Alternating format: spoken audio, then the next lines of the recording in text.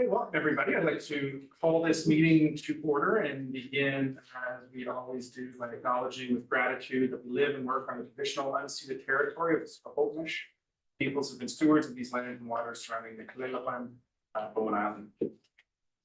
Welcome to the Bowen Island Municipality meeting of Monday, July 28th, 2025. Thank you for joining. I'm Andrew Leonard, the Mayor of Bowen Island Municipality and the Chair of this meeting. I'd like to go around the table and introduce our elected officials for those of you that might be joining us for the first time or online or checking things out later in posterity. Starting on my left, we have Councillor Tim Lake. On his right is Councillor Allison Morse. On my far right is Councillor and Islands Trustee Sue Ellen Fast. And to her left is Councillor and Islands Trustee Judy Yang. We're also joined by members of our professional staff team here this afternoon, including our Chief Administrative Officer, Kieran Dillon, and our Deputy Corporate Officer, Steph Short. And online. And online, also online, we have Councillor Alex Jurgensen and Councillor Saunders joining us here today. Thank you for being here today, gentlemen. This meeting is being recorded, and when members of the public speak during the public comment and question and answer portion of the meeting, your presence and voice will be included in the permanent recording, which will be available at bowenislandmunicipality.ca, as well as on our YouTube channel, where it's currently streaming live. This council meeting is an official forum for the conducting of the business of local government. We all love our home. We are all passionate about what happens here. I'd encourage everyone to maintain a constructive and respectful tone during the meeting and to direct comments for council during the public comment and question and answer portion of the meeting to myself. For those following along either in the room or online or later on, the agenda and full council package for this afternoon's meeting is available on bowenislandmunicipality.ca. And before we start, Councillor Jurgensen, I do notice you have your hand up. Is everything okay on your end?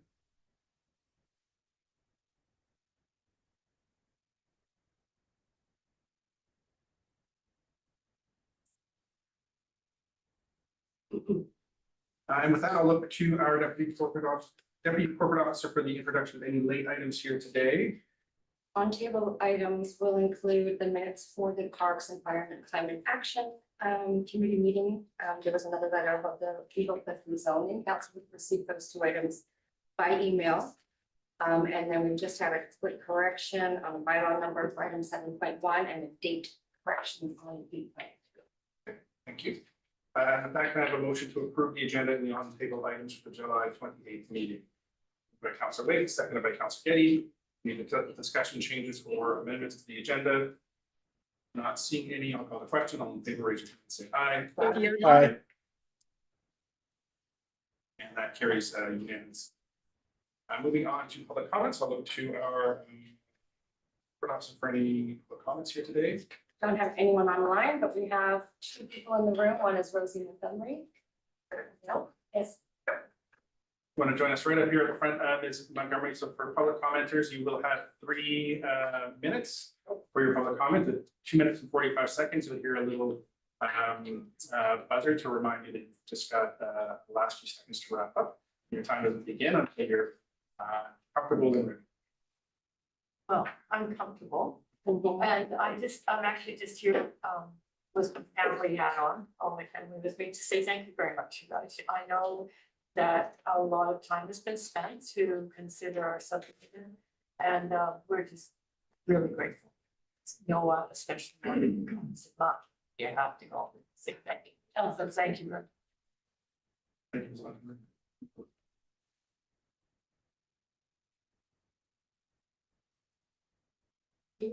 And next we have Lawrence Turner. Feel free to join us up here at the front. Good afternoon. I'm here to address the rezoning application OCP RZ 2024 relating to 1428 and 1430 Eagle Cliff Road. I wasn't sure whether I'd have to wait until that came up on the agenda. Or... Oh, this is the time. Oh, good. Okay, and I have submitted some email information regarding this application. The reason I'm here is because I, together with 2 or 3 other properties, hold a water license on Bluff Creek. And Bluff Creek passes right through the areas submitted for rezoning. And although I don't have personally any particular objection to the rezoning per se, I'm very concerned about the implications for the water license on Bluff Creek. My reason for this is that in 2017, unapproved and unpermitted development took place by the proponent on the properties concerned, resulting in a landslide into Bluff Creek, which destroyed our waterworks and resulted in actually severe damage to the culvert across Eagle Cliff Road. And the reason that slide took place was because there'd been clearing of the property with inadequate attention to the runoff and drainage from the soil, so that a large amount of soil slid down into the creek and went all the way down to the road and blocked. There have been numerous violations by this proponent of the and I actually sent an email attachment outlining those violations. And although I have read through the application and I have been reassured by the wording of the environmental assessment, I'm still unclear about and I realize that this creek is not subject to the Riparian Area Protection Act. But the environmental report and its recommendations do refer to a protective covenant in relation to Bluff Creek. But nowhere does it state the extent of this protective covenant from the edges of the creek. The Riparian Act states 30 meters from the edge of the creek, from the edge of the banks. There is a mention somewhere of perhaps 5 meters, which is a very, very small distance back from this potable water source. So the report says that erosion and sediment control measures will be properly installed. What I would really like to know, in view of previous violations, who is going to be actually supervising and checking compliance with this protection plan? So basically, just to sum up, in view of previous violations, previous experience with a landslide, development on this property, which was unauthorized, I just have major concerns about the effects of the subdivision and the development on the water source for which we hold water licenses. Thank you for being here today, Mr. Chairman. Appreciate your comments. Thank you for hearing me.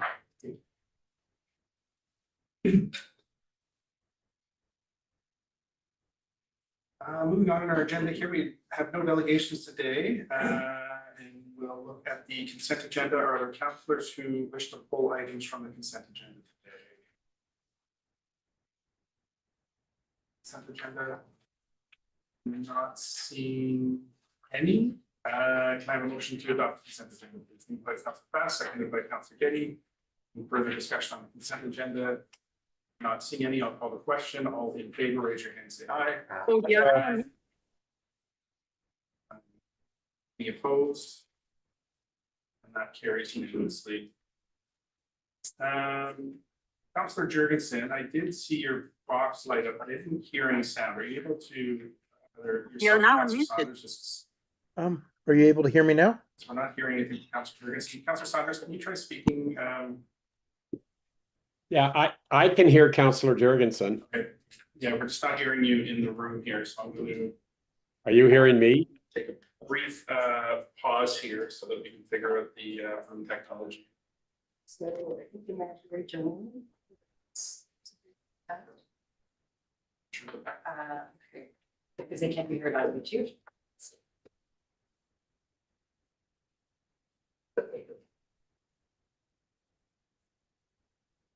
I'm gonna ask you guys to, I'm gonna close it down and then rejoin, okay?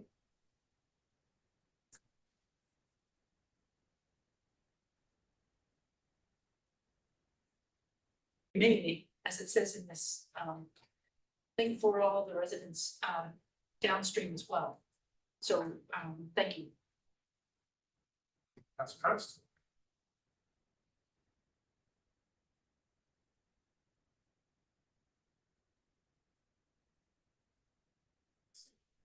That said, I do like that this OCP and rezoning amendment does include the conservation development policy. It follows that, the 50% protection of land from further development. And partly what I'm making sure here is that it's also not gonna be, well, I hope that it's not gonna be tightly gardened and what I don't have anything against beautiful gardens. I just want the slope and the soil and the water course to be as protected as possible. So I look forward to that report. But I do appreciate that the 50% land conservation covenant is going to be applied here so far, and undisturbed bluffs at the west edge being a buffer towards Crown land is good. And so I can move the motion. Sure, if I have some comments, I'll speak to it when the motion's moved. Okay. Okay, I move that bylaw number 693, cited as Bowen Island Municipality Official Community Plan Bylaw 282/2010, Amendment Bylaw number 693/2025, be read a first time. That bylaw number 694, cited as Bowen Island Municipality Land Use Bylaw number 57/2002, Amendment Bylaw number 694/2024, be read a first time. And that council refer to bylaws number 693/2025 and bylaws number 694/2025 and the attached Islands Trust Policy State checklist to the Islands Trust. And that council direct staff to return with the results of those referrals. Now, are these the correct bylaw numbers? So, okay, which ones? Sorry. So it's been, we've had a motion moved by Councillor Fast. Seconded by Councillor Getty. Discussion on the motion. Yes, from this seat, I don't have any issue with reading these a first time and having referred places that need to be referred to. I do have concerns that were brought up by the public commenter that we heard at the start of the meeting. And I know that the APC in their comments made reference to environmental monitor. I suppose maybe some comments from staff is, given that we're just looking at a subdivision at this point, right? We're not looking at a development permit or anything that's being built. It's difficult to monitor those sorts of things. So I'm curious just from staff's read of the APC's comments and the need to possibly monitor development on this property moving forward, especially given that it backs into a creek that I'm assuming provides some of the water supply for the neighborhood. How do we monitor that environmentally, or what sorts of agreements can we get from the property owner to ensure that unauthorized development isn't being taking place, or that the site alteration bylaw is being followed and it's not an asking for forgiveness after the fact instead of seeking permission beforehand. I'm just curious if staff has any sense of how we can monitor that in an ongoing way for the sake of the residents in the neighborhood. Yeah, absolutely. Thank you, Mr. Mayor. So I think largely we just like to take this a group process, where stretch for capacity with the limited number of bylaw officers. So for us to train proactive monitoring, it's quite difficult to drive by a site every day. Oftentimes these things are done if they're going to break bylaws. I don't think that they're not going to advertise it. So it's really a complete part of the process. And we are driving around in our routine checks and something to act on it, but really it's a capacity issue for us. And I believe our manager of planning said can look into enshrining some sort of environmental monitoring, but that wouldn't come into play until actual development occurs, right? Yeah. They would get their subdivision, and then we would not necessarily know. I guess when they confer development permit, then we would know. Look at ways to see if that can be enshrined within the permit, but as it stands, planning group process. Once we get to the plan, then we'll respond. Okay. Yeah, so if what I'm hearing correctly, it sounds like there's some community monitoring that's possible that, yeah. Can be fed back into staff, if there's an authorized development going on, or if there are issues of concern, and then staff can look into it. That way, if we do hear things come back, and then at the time of the development, there's more opportunity for us to try some monitoring. Yeah, I have no guarantees on the latter. It's just we'll take a look at it and see if it's possible. But absolutely, if we can see something that looks like it's contravention of the bylaw, they can always go in the municipal hall if they find a bylaw to check those things out. Any other comments on the motion? By Councilor Getty. Follow up on that, if the APC is suggesting that an environmental monitor be hired.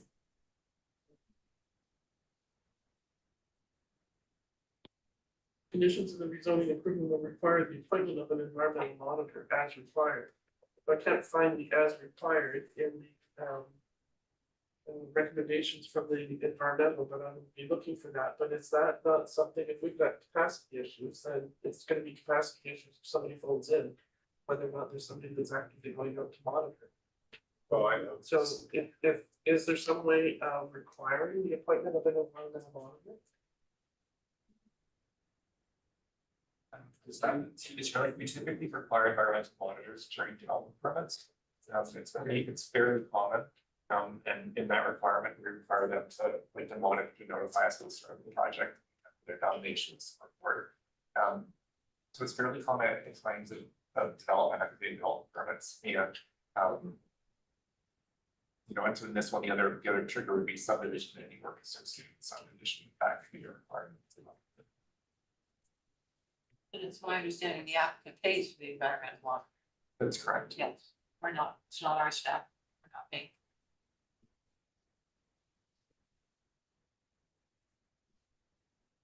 Not seeing any other hands, I'll call a question on the motion. All in favor, raise your hand, say aye. Aye. Any opposed? That carries unanimously. Thank you, Mr. Martin. Moving on to staff reports 8.1, the accessibility action plan. We have Drew Backen, our Island Community Planner, joining us here again today.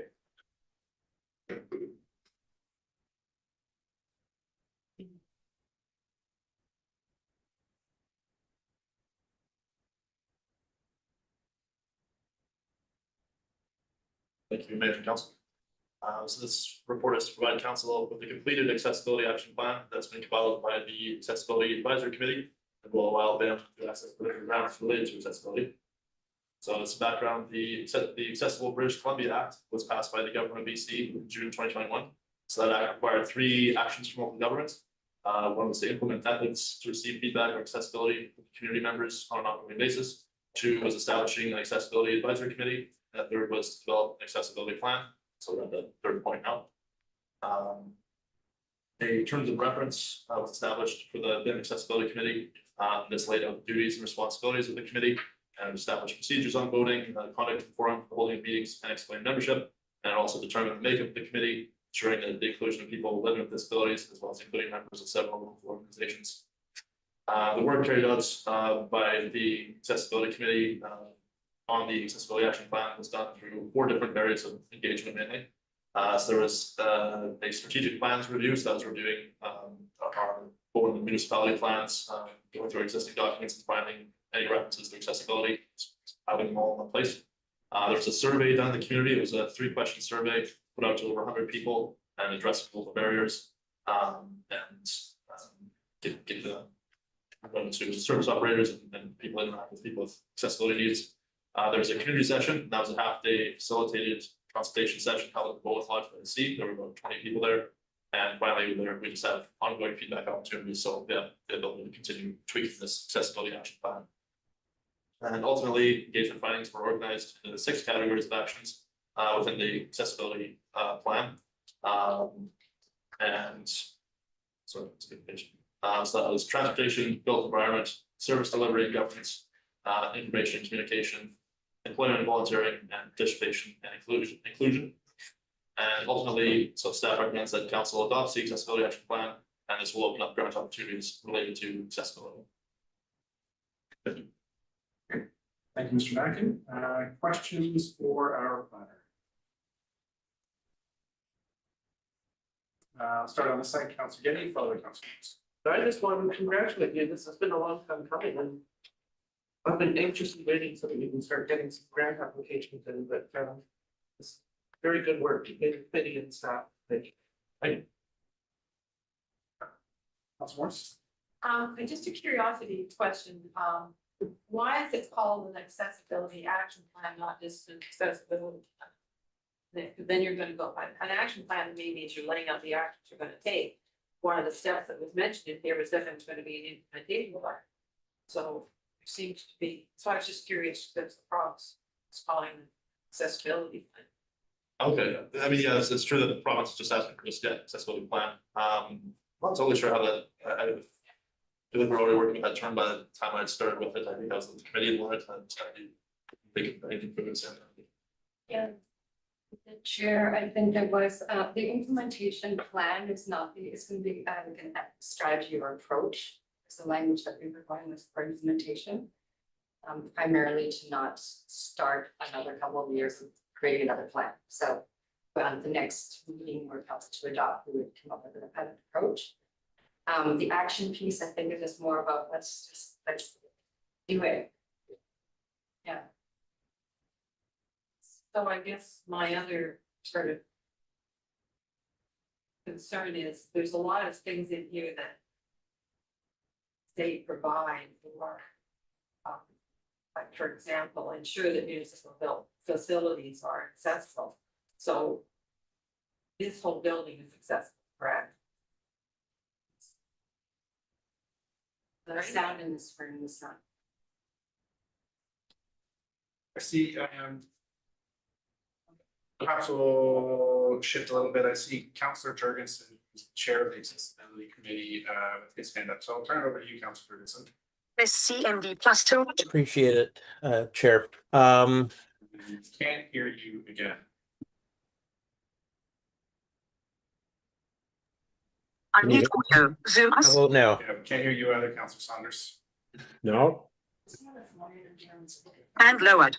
Well, both of them would have to phone in, so we'll take another quick recess while staff resets the, I'll be right back.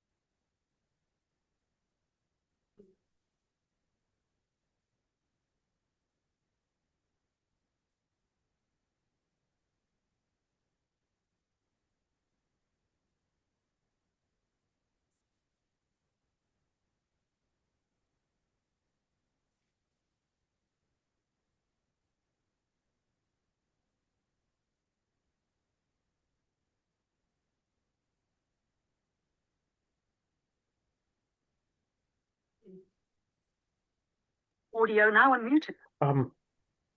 I don't know how this works because I have been voting on all the items so far in favor, but I don't know which ones have and have not been heard.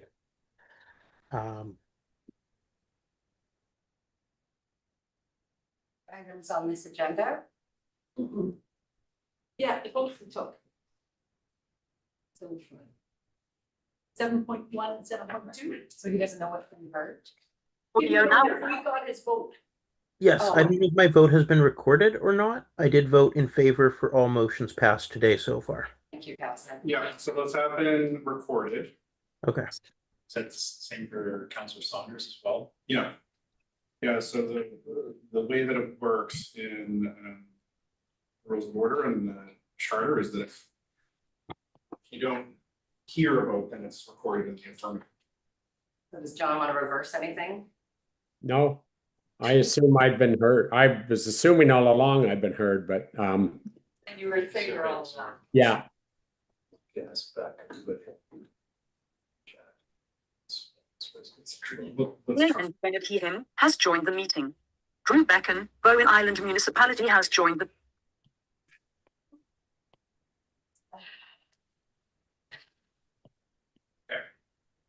So coming back in where we left off, Councillor Jurgensen, I believe you had your hand up to speak to some of the comments that had already arisen in the discussion so far around the accessibility action plan. So I'll turn it over to you to have the floor.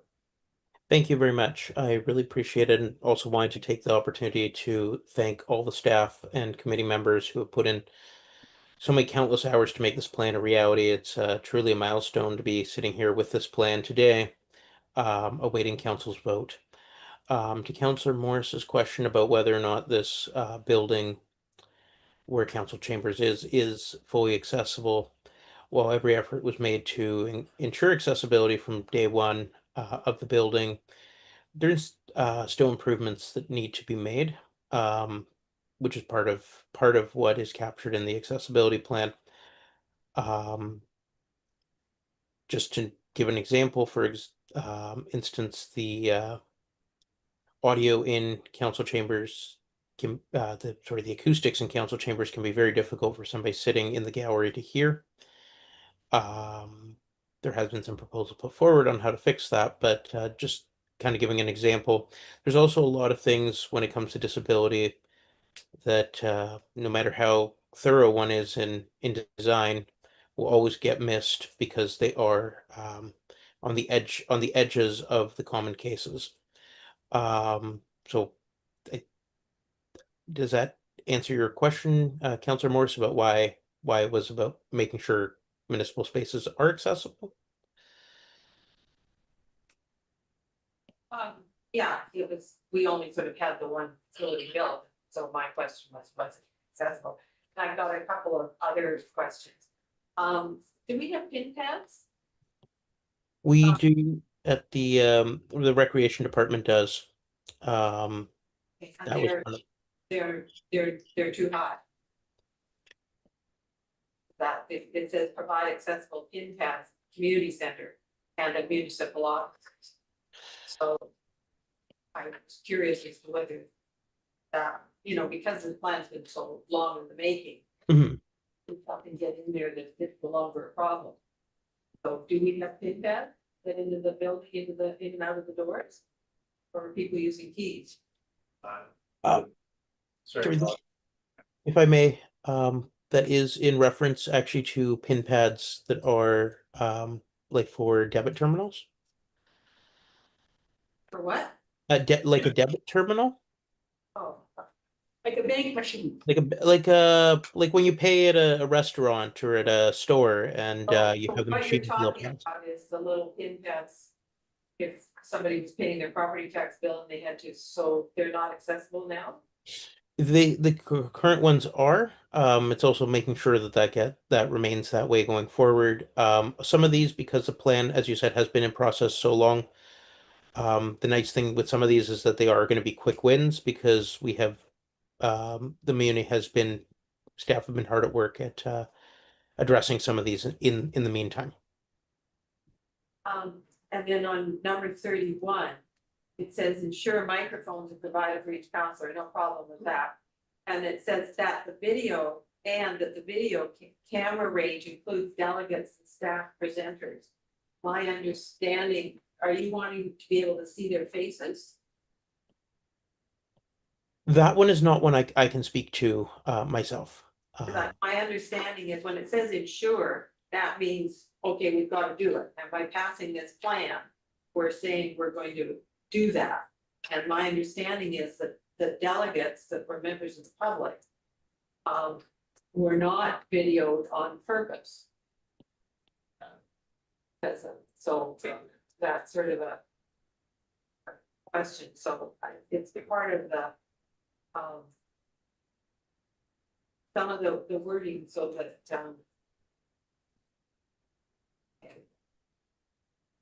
by using the word ensure and provide, by passing this plan, are we automatically now putting all these things where those words are used in the budget? Can I defer? Because there's nothing in here that says subject to budget availability. Right, but so my understanding is that they're two separate documents. So the accessibility plan is a separate document, just like the active transportation plan, which we recently dealt with. Proposed a lot of projects and said that we were going to do a lot. It's not a part of the budget. And the budget itself is a separate bylaw that's passed by council each year in May. So should this stuff wish to come up in the budget, I would expect to see it as a arise as a part of the regular budget process, which then will go through council review and open houses, and discussion and feedback and engagement as we do every year. Okay, and then I guess some of this, I don't know whether it's feasible to do or not. Like having the bus stop located closer to the ferry terminal. So. You know, rather than using the words encourage BC Ferries to translate to allow the bus stop to be located. Use wording like explore with BC Ferries, translate. Getting the bus stop closer to the ferry sort of thing. And I don't know whether they're not permitting that. And then on number 10, a wider lane to allow wheelchair access between cars to the elevator and the washrooms. It's clearly the problem moving wheelchair on the ferry once the cars are loaded. But if we want a wider lane, then we're gonna lose a whole lane of carload. So it's, I wish we had time to actually sit and talk about this. I'm sorry I didn't go to any of the accessibility committee. Thank you, Council Morris. Council Pass. Thank you, Chair. As another council member who has been part of most of these meetings, I can attest to the amount of effort that's gone into it from people who have direct experience with these accessibility issues and who know more about it than I do as a relatively able person. And I think it's aspirational. And but I think it's the voice of what the needs are in the community, and it's the compromise of all of us coming together to make a plan of what we could try to act on. It all needs more work. It's brief, as you'll notice, and that's on purpose because we wanted to focus it on these actions that need attention. And I'll just point you to, in terms of budget, page 152 of 213 says. Tell me what page number that is, I don't have CDF page. Financial considerations, it says, with adoption, we'll be able to access grant funding, provincial grant funding, which we needed that. And it also says implementation will also be dependent on council's annual budget approval. So this plan does not directly commit spending. And I think this is a way for Rowan Islanders to come together and support each other through some of the work that's already happened and much more that's ahead. So I also thank staff and everybody who was involved in bringing this important plan together. And I will be voting in favor and I'll be happy to make the motion. Press CM. Yes, Councilor Jorgensen. Okay. Thank you, Chair. To Councilor Morris's point about whether some of these are doable or not, because they involve external agencies, those would fall under more the category of what we've termed ones when we're doing the initial spreadsheet work that would be advocacy work, where we would be advocating to BC Ferries or advocating to TransLink to make some of these changes. And it's not something directly that the municipality can, as has been acknowledged, to implement directly. Thank you, Councilor Jorgensen. I think back to you, Councilor Pass, for the motion. Sure, unless Councilor Jorgensen wants to make it. Unmute audio. I if you read it as written, you can definitely count on my seconding it.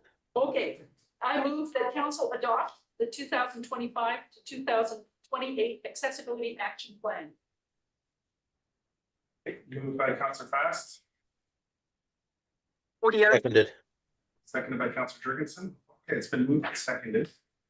So I suppose the only question I have is, well, let me back up a little bit. What I like about this plan is that it's concrete. So I've seen a number of plans from other organizations and municipalities that sort of rest in the conceptual, and it's difficult to really say, okay, well, what does that actually mean, and what is it that we're actually going to do? So I appreciate that the committee's gone through and it has headings and has actual real concrete, measurable, actionable, detailed items under each of these categories that we can actually do. To the point of a previous speaker, there's a lot in here, and I would presume that should this be adopted, that we're not going to run the gate and try and get this all done in a year. So I suppose the question that I have to staff or to Councillor Jurgensen as the chair is, what happens next? Should this motion pass? Should we adopt this? You know, what is sort of the trajectory and arc of the committee and their work? How are we prioritizing these things? And you know, what does the taking action actually look like from here? Audio now. I won't give that a first pass if you like. Sure, go ahead, Councillor Jurgensen. Okay, thank you, Chair. So these items, as you said, we're not going to get these all done in a year, and the intention from the committee has never been for that to be all done within 1 year. What would make Bowen an even more accessible community if that could all be done in a year? There's obviously realistic limitations that would prevent that from all happening in a year. So a lot of these items were viewed as either long-term projects or short-term projects, and like with the pin pads, something that's a relatively easy, quick win that was just being done when new pin pads were ordered for the community center. That is one of those things that's a very quick win, very short term, and can be checked off right away. Other things definitely require way more resources and will be long-term projects. So I don't want anybody to walk away from this thinking it would be all completed in 1 year. I think when we look at it in a year's time, we'll see a lot of items that are, as I termed it, quick wins that can really, we'll start to see the progress on this plan. But it's accessibility is a long-term process. It's not you finish it ever. Needs will always be changing. New things will become available. It will be a long-term project that will go on indefinitely, and the plan's purpose is to more help guide us into that direction as the opportunities arise. So for some of them, for some of these projects, they're tied to other projects that are going on in the community, and if we just do the accessibility and build it in right to the gate, or right out of the gate, sorry, the cost to the municipality is actually much lower to do that than it is to do it as a retrofit. So there's a number of those kind of projects that are awaiting the start of the bigger project that they're attached to as well. So I just wanted to kind of put those things out there on the table, and would look to staff if that's all right with you, Chair, to fill in anything I may have missed. Okay. Thank you, Councillor Jurgensen, and maybe over to staff as well. Okay.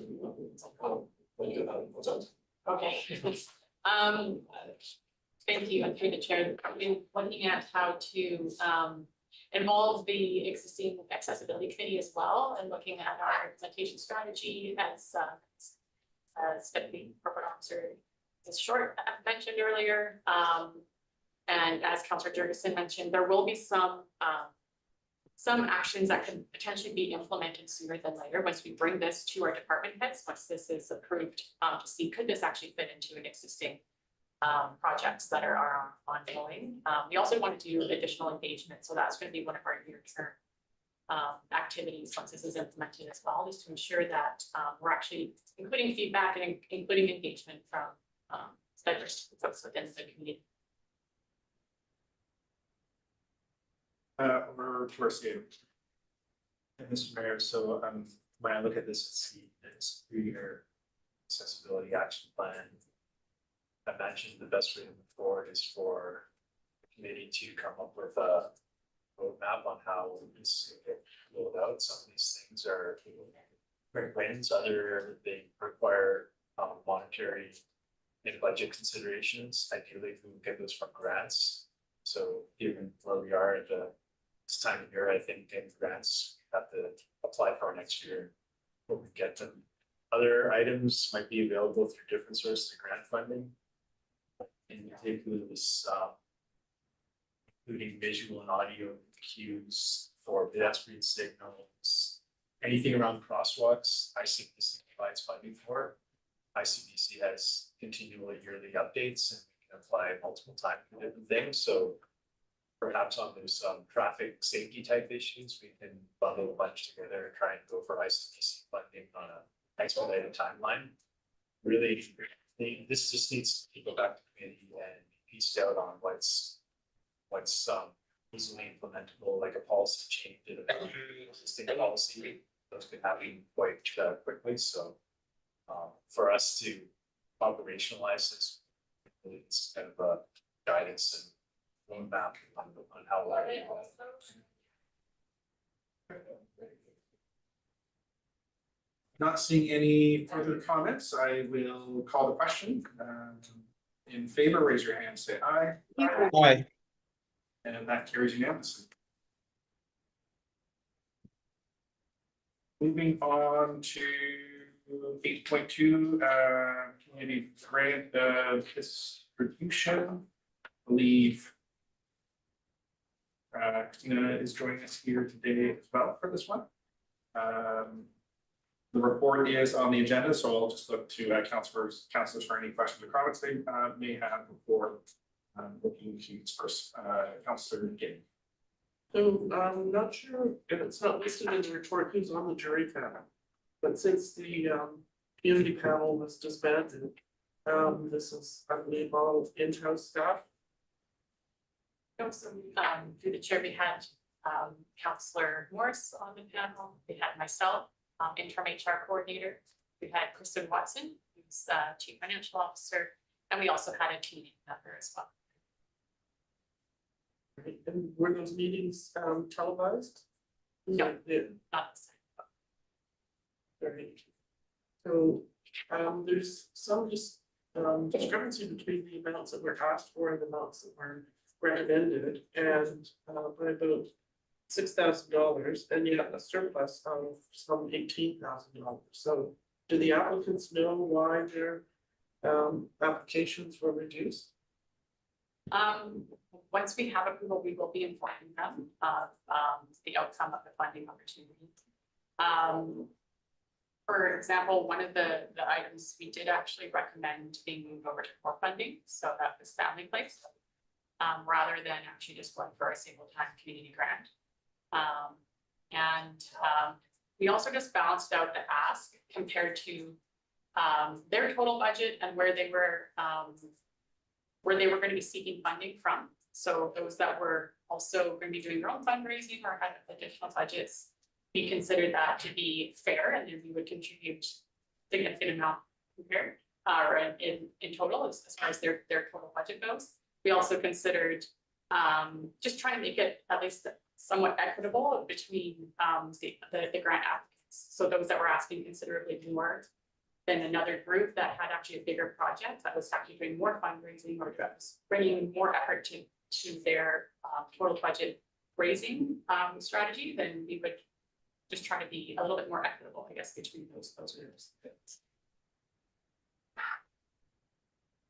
I don't know that what or anything could be done to change it, but having been through the grant process many times, both with the municipality and the grant organizations, locally and provincially and federally, it's really important to have really clear transparency and reasoning so that people can adjust and understand and try to make you know, what they need in terms of their projects more acceptable and more interesting to the people there. So this has become a closed system, and I find that really troublesome. I don't question anybody's activities and the decisions that were made. I think that it's really, really important for the people that are applying to know the detail. Yeah. So they can make adjustments. So there was a scoring matrix that was used for each proposal, and that's been documented and can be provided back to each of the. And there'll be a funding letter. See what is in Through the chair, the existing policy is clear about the criteria, and the applicants receive letters from the panel saying what the movements for each.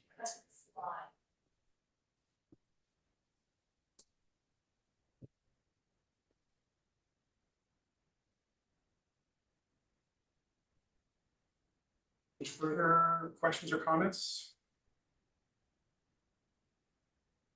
I like seeing these. I think this is great. I mean, I sit on a number of boards that allocate grants and distributions. I would argue against that process being too open, because it, you know, particularly for municipality, when we have elected officials involved, having a full open discussion about community organizations and for both benefits and criticisms is really difficult in that environment. So having a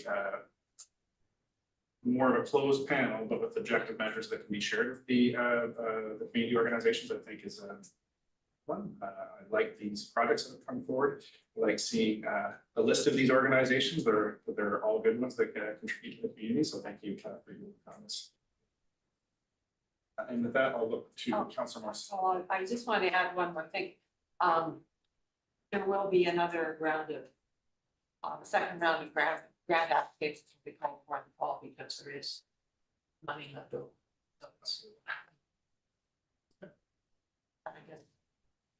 Move the recommendation. Well, I'll recommend that council award the following community grants: Bowen Island Food Resilience Society, $2,285. Right on Bowen, $1,500. Bowen Island Health Center, $1,500. BowFest, $3,000. Bowen Pride, $2,000. Bowen Island Children's Center, Family Place, $12,500. That's for this year with the recommendation. They apply for it. Moved by Councillor Morris, seconded by Councillor Lake. Any further discussion? Not seeing any, I'll call the question. All in favor, raise your hand and say aye. Aye. Audio now Aye. unmuted. And that carries unanimously. Moving on to 8.3, Ferry Dependent Communities, UBCM gathering. I know that our CAO has been putting a lot of work and thought into this, so I will turn it over to him for comments on this. Thank you, Mr. Mayor. First off, I'd like to correct the incorrect date of the report. Date is of the event will be Sunday, Monday the 21st. Essentially the Sunday before the official start of the UBCM convention. With a lot of our delegates should be checking in for their hotel rooms for events the next day. So we can make that adjustment. So we initially, the idea was to discuss a symposium type event with panel speakers, presentations, you know, running over about a 5-hour event with a lunch. Given the closeness that to the event itself not being that far away now, and I guess a lack of uncertainty around the level of support we're going to get for this. These basic varies, and others can provide funding. We propose this kind of more modest introductory meeting to get very many people together for a 90-minute discussion and more of a meet and greet to see if there's some common problems there that can be collaboratively addressed as a group rather than individually. So that's what we've come forward with this, and we propose a budget of $2,000 and about 20 hours of staff time. Most of that's going to be towards sending out emails, just making sure that people know about the event. The way to envision that happening is that well, we're still gonna work on that. We'll send out emails, but there's also maybe some consideration to providing a copy of this staff report to various councils and boards. There is also meeting approaches where I've seen a councillor or mayor actually be a delegate at another council meeting to talk about this. So the details of that haven't been figured out quite yet, but at minimum, we'll email notifications about this event.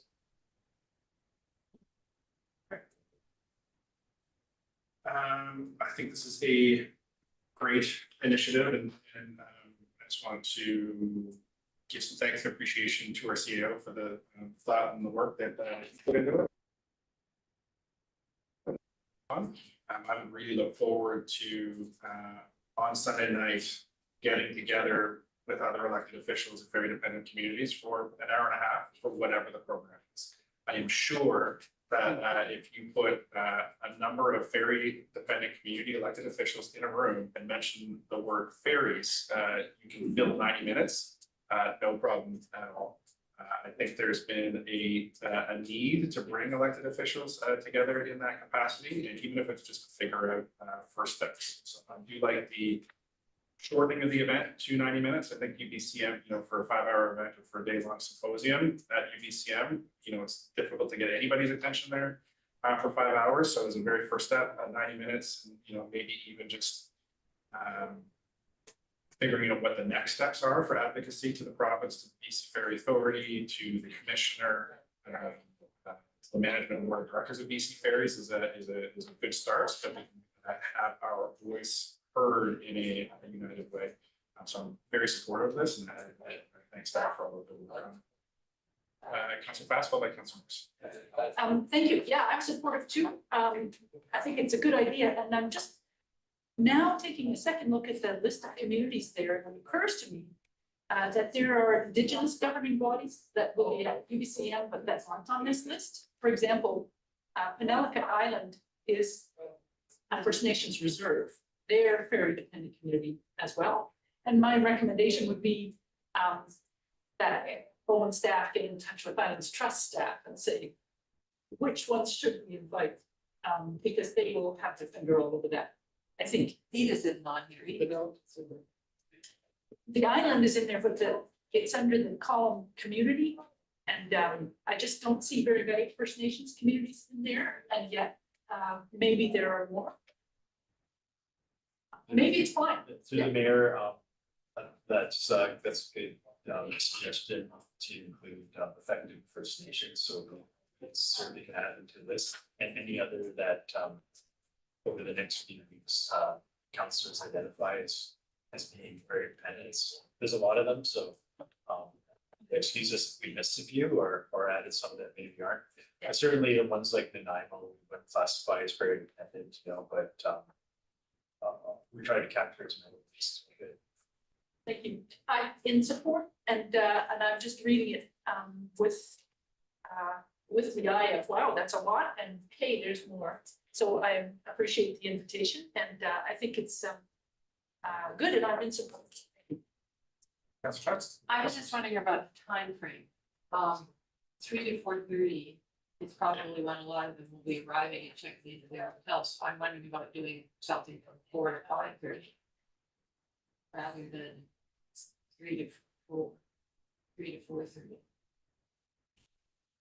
Just thinking, they're traveling and I don't know how long it takes, Through the chair, I think we put up the RSVPs, we see what feedback we get back. If a lot of folks say that, yeah, this is a great idea, we want to attend, but the timing doesn't work, we could adjust. I think there's flexibility with the room. And also we're limited to 45 people in the room, so we might end up in a situation where we're at capacity. That's great, but it also means might potentially have to turn people away because of the capacity of the room. So yeah, I think just trying to strike that balance, but you know, there is some flexibility to adjust. And so I think we'll just see how the RSVPs play out and go from there. Sorry. Just wondering, how, and maybe I missed it in here, but how many representatives from each community are we expected? Should just be one. Yeah, again, to the chair, so the invitation will go in a lot of cases, councils and boards, so it could be a lot of people. It could be, like for, let's take Gibson's, for example, I think they have 5, a mayor and 4 councillors, so all 5 would be, is it 7? 5, But yeah, all 5 would be invited to attend as stakeholders for independent communities. but then you could possibly run into the situation of just having 3 or 4 communities being there. Right. So my encouragement would be, right, so we've never done an event like this before. We don't know if the time is gonna work. We know that we wanna do it. We're gonna put it out there, we're gonna see who comes back. And if we have everybody clamoring from every council in the Islands Trust, and every First Nations to come in, you know, then I think there's easy conversations to have with those councils and saying, hey, we've got room for 2 of you because this community wants to come in, and we can manage the attendance list from there is sort of how I can see it going. I think the benefit of having a smaller event on a smaller time scale is that it gives us some flexibility between now and the start of UDCM to, you know, make those decisions and conversations. We don't know what's gonna come out of it or what the interest is gonna be. You know, it might, maybe nobody comes. It's just the 7 of us sitting around again talking about fairies or you know us and Gibson. So I'm really curious to see who's the most interested, who's the most passionate, who's the most enthusiastic, and who's going to be in that room and who wants to drive the fairies advocacy conversation. But until we send out the invites, we're just not gonna know. Till then, you know, let's keep it in the blue skies before we shoot ourselves to death with like future considerations. Okay, Councillor Price. Thank you, and I'll note that ferries are in the news nationally again today. And I think it's great to leave operational kinds of things to staff, so I move that council authorize the allocation of the 2025 strategic initiatives, operating budget and corresponding staff resources to organize a gathering for ferry dependent communities as detailed in the report titled Ferry Dependent Communities UBCM Gathering. As amended, the date presented by the Chief Administrator Officer at the regular council meeting on July 28, 2025. Moved by Councillor Price, seconded by Councillor Lake. Any further discussion on this item? Councillor Moose. I just realized that none of the Islands Trust local trust committees are on this invitation list. Okay, that's something that we can amend and Being a part of the Islands Trust, but with goal. okay. So no further speakers. I'll call the question. All in favor, raise your hand, say aye. Aye. Any opposed? The audio now. Aye. As in favor. In favor, so that carries unanimously. Moving on to 8.4, our CAO update. I'll turn it over to Karen Dillon for any comments on this. Not a lot more, pretty comprehensive part of what I've been working on for the last quarter. I tried to capture as much as I could, but I've probably missed a few things. Some of the ones I'm thinking of now is in addition to this, we've seen some discussion with Metro about support to small meetings on various services. So there's an appetite to assist us in some areas such as GIS mapping or emergency response, such of things. Nothing concrete as of yet, but at least consideration to engage with us with those forward. Where it's successful in getting ICBC funding for 16,000 to do the road marking and signage study in Cove. See if we can do something better there in terms of directing ferries. And it was just announced that an application I worked on with staff, that money for asset management, road condition assessment, comprehensive one. We're recently awarded 25,000 from UBCM to forward that work. So I'll use that to figure out where we stand in terms of the condition of our roads and try and collect some information that can be leveraged for shovel-ready projects in the future. And the water park paving is underway this week. These other trucks. Yeah, so the plan is to hopefully get done for the long weekend because they know that's gonna be busy on Bowen. So yeah, it's there's been a lot of activity going on. It's this in addition to managing the director of engineering portfolio over the last 3 months. It's been hectic, but I think a lot of good things are happening. That's my report. Councilor Giddings. Any update on the new staff hires? We have an offer into manager of infrastructure candidate, and they just sent us references today to go through that, so it looks very promising that they will accept our offer, and I look forward to introducing that person to the future council.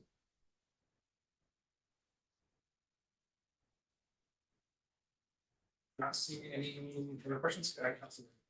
Just thank you. You know, it's great to get this report and great to realize how much progress we're making. I agree, thank you very much, and I'm particularly made a note of the very end of your conclusion there, where you say some updates on the Cove Bay Water Treatment Plant and the commitment to replacing all the ceramics and rectifying deficiencies. That's good news, thank you. All this. You, Councilor Fast. Yeah, my comments are the same. I appreciate the report, the breadth and depth of what's covered in it. I think seeing it all in place is a surprise. So it's on behalf of council, thank you for your work so far and commitment to the community. Councilor Ferguson. Press C. I also would like to echo that I really appreciate how much is in the report and how well laid out it is, and at least the best I could tell, quite accessible. So thank you for that as well. It's a great report, and was really glad to have it. Okay, with that, I'll look for a motion to receive. Moved by Councilor Getty, seconded by Councilor Wake. All in favor, raise your hand and say aye. Aye. And that carries unanimously. Moving on to updates, starting the computers for us and switching over the paper here. Updated council on Metro Vancouver business. So we had a board meeting on Friday and a couple of interesting pieces came out of there. So the governance committee is now up and running in Metro Vancouver and it's doing its thing. I'm curious to see what comes out of it, if anything. But a couple of interesting policy pieces that will be coming our way. There was a lot of discussion, took a couple of hours to get through, about a letter that was sent by the mayors of Surrey, Delta, the township of Langley, and I'm missing the last one, around the urban containment boundary. So Metro Vancouver has a regional growth strategy. To make changes to the urban containment boundary requires a specific type of amendment to the regional growth strategy that involves needs 2/3 vote to pass. The mayors would like, those mayors would like to make it easier to make what they call targeted expansions into the urban containment boundary.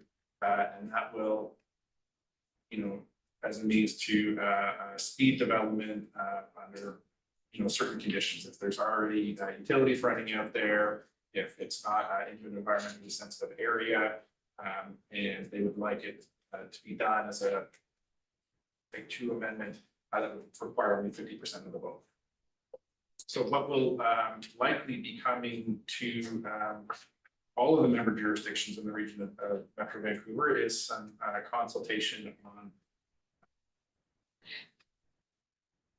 how we feel about this. And how we feel about those expansions into the urban containment boundary, because that is the process that's required for this. So in order to make an amendment to the regional growth strategy, it either has to be directly requested by a council that's affected by it, or it can be initiated by Metro Vancouver, and then they need to go. Metro Vancouver needs to go out and consult the member jurisdictions. What's interesting about this is that it wasn't the individual councils that brought this up. It was a letter from the mayors that sort of sought to have Metro Vancouver initiate this process. So it was a curious discussion to be a part of. There was a lot of back and forth on it, but it's something that would be coming to our council.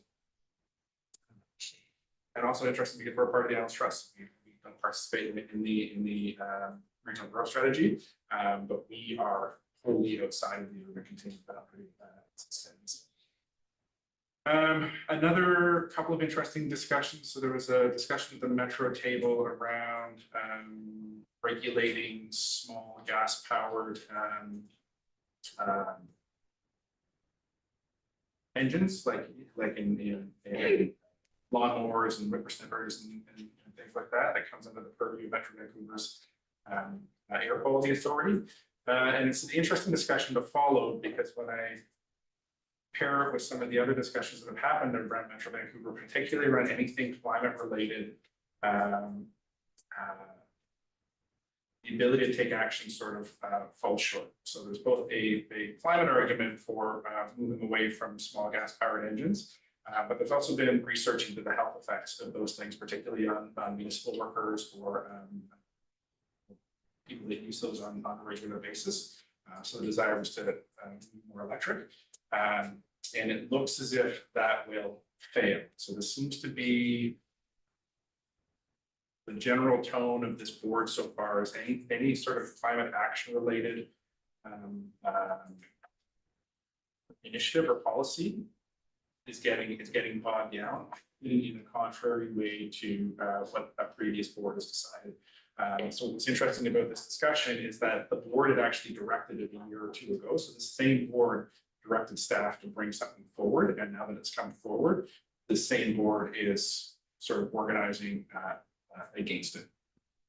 There seems to be a misunderstanding on that board and amongst some board members that Metro Vancouver is unique in its authority. So it has delegated authority to regulate air quality in the region, which no other regional district has. So Metro Vancouver is the regulator of air quality in the area. And some of the arguments that are being brought forth is that, well, this is overreach. Metro Vancouver doesn't actually have the power to do this, which is a little bewildering because it's actually mandated to do that.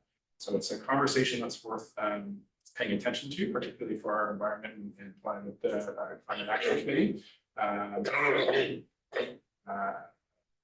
And also in conjunction with another piece of discussion that got into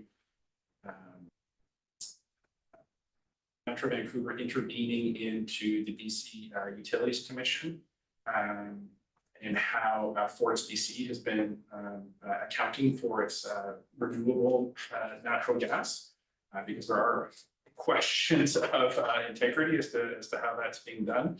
And some of the argument around the board table is that, we shouldn't be intervening, it's overreach, and that's not, it's not our issue to deal with, despite the fact that the urban environment, Metro Vancouver, being heavily reliant on fossil fuels and natural gas, and what we're seeing, particularly in the city of Vancouver, for example, the flip-flop between allowing natural gas and renewable natural gas into new construction versus old construction.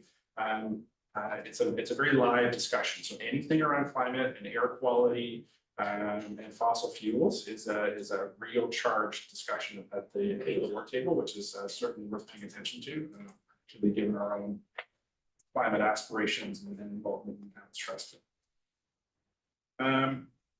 And that was it in terms of TransLink. So the Mayor's Council is getting ready. And is requesting meetings with both federal and provincial ministers on their upcoming budget submission to the federal government, and also looking towards discussions on what the province's aspirations are for creating this new funding pool for TransLink. So I'm curious to see what comes out of that, and how public transportation is going to move forward. That's it for Metro Vancouver and TransLink. Yes, Councilor Fast. I'll lead off with Yep. saying thank you for the info about what the Metro Vancouver Board approach is taking towards climate action, because I know that the Clean BC review, if anybody on council elected folks are can send in input to the Clean BC review, which is about changing the rules so that emissions actually do go down. Or I assume that's what it's about, by July 31st, just got till Thursday. To do that, and anyway, and I'm interested in this because this Metro Vancouver Board, isn't this also the board that maybe it was the previous board who passed the motions about climate 2050 and all the progressive kind of the last time the growth strategy was updated, first plan. Anyway, thank you. Do you want me to go on into? Islands Trust, yeah. Okay, I'm actually going to start. As a member of Islands Trust, I got an invitation to be part of the Horseshoe Bay Ferry Terminal upgrades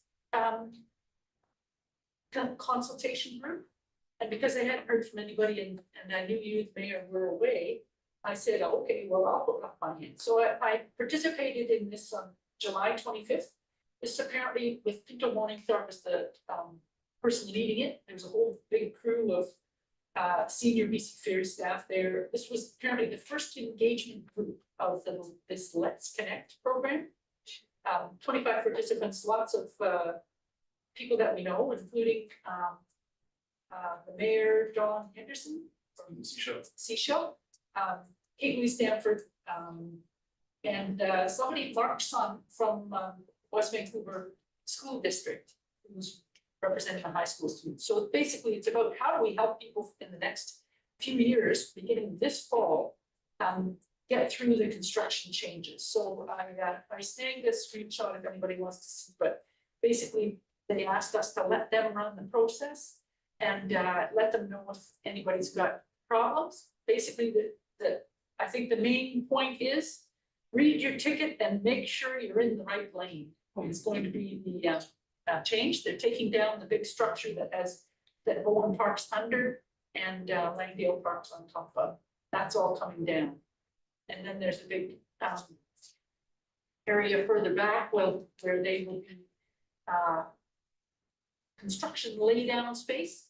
So it's going to be a 25% reduction in the ferry marshalling, and that's all I'm going to say. I just let everybody know that that's going on, and if you want to trade places and beyond that or anything, let me know.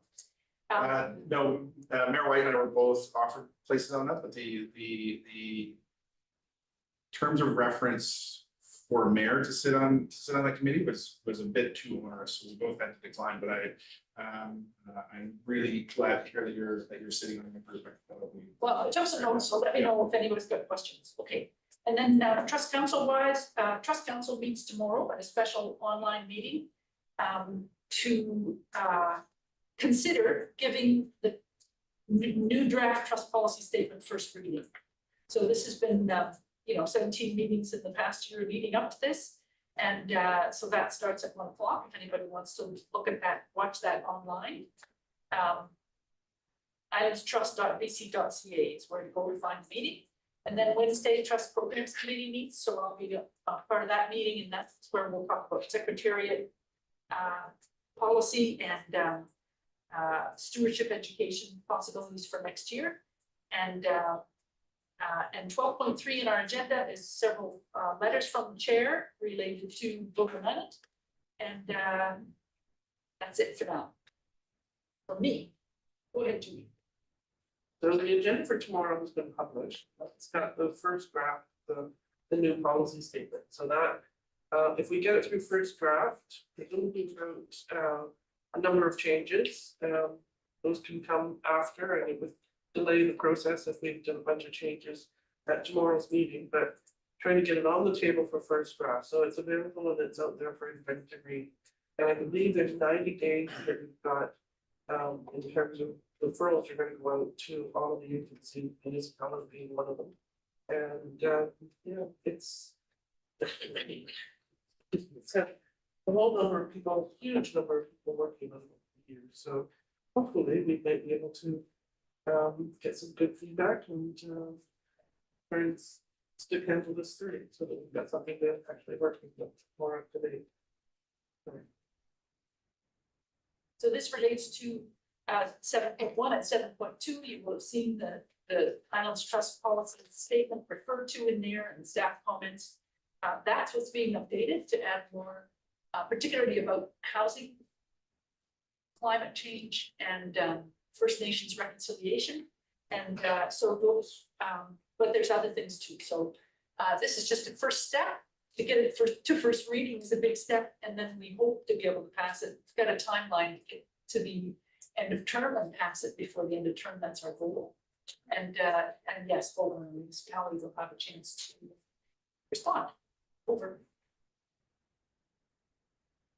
We didn't choose to have staff come to make presentations, so even we have a community discussion about it, then we have to, I think, get that one. Okay. Thank you both to our trustees. Not seeing any questions or comments. Information items have been received consent agenda. Moving on to question periods. A question period is an opportunity for members of the public to request clarification or follow-up question relating to an item discussed at the meeting. Are there any folks in the gallery or online who would like to ask questions today? Should I? Yeah, absolutely. Come on up, have a seat.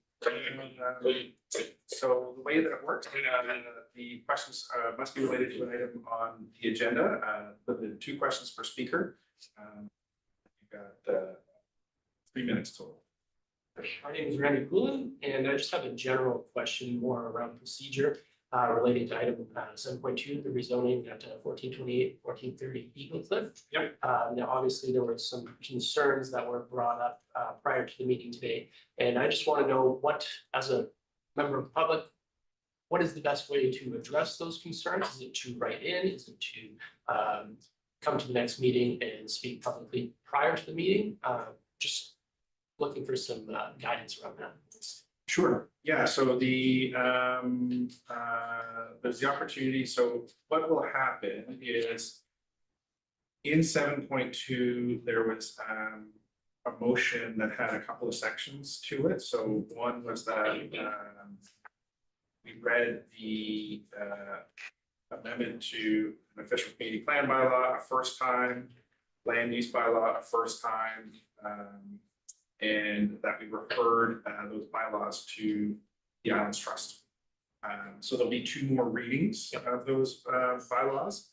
And I would assume that a change to the official community plan also involves a public hearing. Is that correct? Yes. Yeah. So there's going to be a few more stages before this gets ultimately adopted by council. So there's the additional readings, the hearing, and when those come up on the agenda, there's a couple of ways that you can participate. One is to make a written submission to mayor and council, eindc.ca, for that agenda, and it will be attached to the agenda by our wonderful corporate services department. If there is a public hearing, there's the opportunity to come and speak at a public hearing. And the way public hearings work is that there's not a back and forth like we're having, right now, like over coffee and hanging out. Whatever. Public hearings are the opportunity for members of the public to make a statement to council, and then we just sort of receive it. And then, after that public hearing is closed, we can't consider anything else or read any other letters or any other submissions until we make that decision on the agenda. And then the last sort of formal option is to come at the start of the meeting and make a public comment. So public comment, same thing, you've got 3 minutes and you can make a case and say, I'm here to speak to item 97.3 on the agenda, and this is who I am, this is my interest in it, and this is what I'd like you to know. Those are sort of the formal public avenues. I think they're also free, as we're all elected officials here, to contact any one of the councillors or myself as the mayor individually and say, hey, I heard this, I can provide some additional context. So I think those are, I haven't missed anything, I'm just looking around the table. Those are really the main avenues to participate in the public process. Okay, thank you. Yeah. Okay, thanks for being here. What isn't stuff? Oh, and staff, yes, and then you can also get in touch with staff and stuff like that is handled by the planning department, so Daniel Martin is the manager of planning development. Perfect, thank you. You're so welcome. Any other questions online or from the gallery? Let's see. Okay. And with that, I will look for a motion to adjourn. Moved by Councillor Getty, seconded by Councillor Wake. Councillor Saunders loses out because of the Zoom delay. All in favor, raise your hand, say aye. Aye.